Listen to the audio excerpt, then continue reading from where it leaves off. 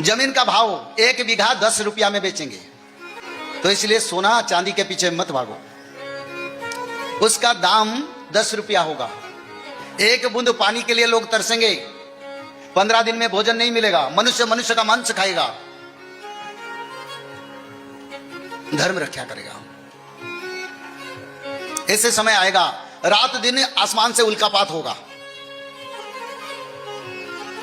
रात दिन जंगल घर जलता जाएगा। सूर्य देव का रोशनी 72 डिग्री तक जाएगा।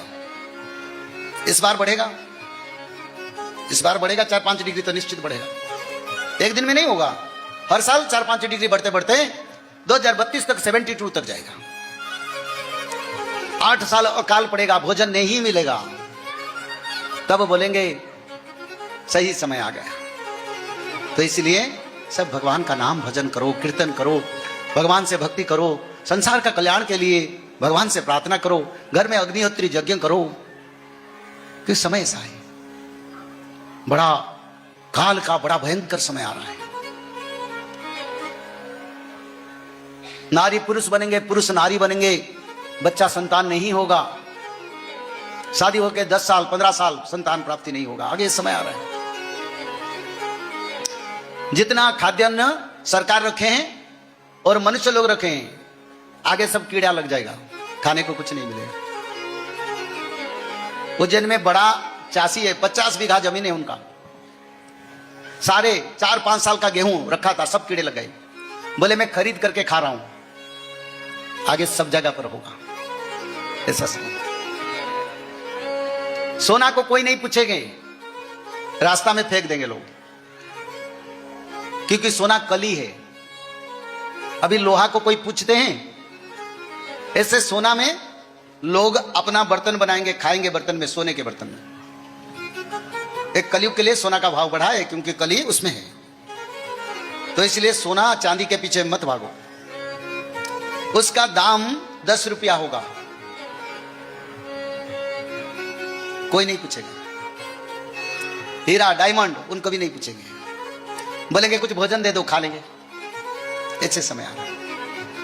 जमीन का भाव 1 बीघा 10 रुपया में बेचेंगे।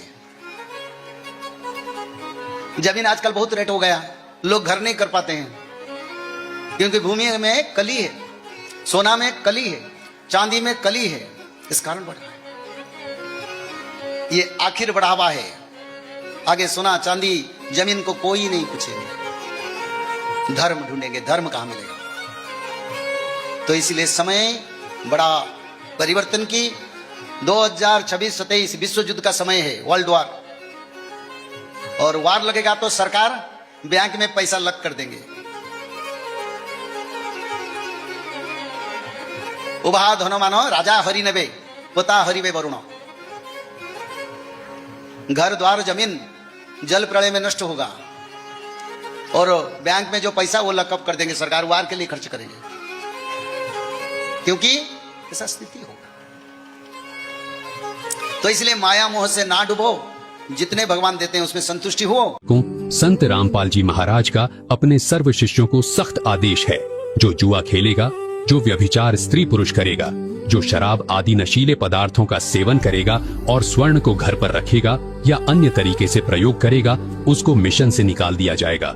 और इस आदेश का सख्ती से पालन भी कराया जाता है। संत रामपाल जी महाराज हमें इसी शाश्वत सत्य से आगाह करते हैं। उनका प्रत्येक वचन और प्रत्येक दिशा निर्देश पूर्णतः शास्त्रानुकूल होता है। उनकी सफलता और सत्य मार्ग का यही रहस्य है कि वे मनमुखी साधना को छोड़कर शास्त्र प्रमाणित भक्ति विधान बताते हैं। इसीलिए वे अपने अनुयायियों को परहेज कराते हैं कि यदि इस माया रूपी कलयुग में शांति, सुख और परमात्मा की भक्ति का सच्चा आनंद प्राप्त करना है, तो स्वयं को इन 4 वस्तुओं से मुक्त रखें।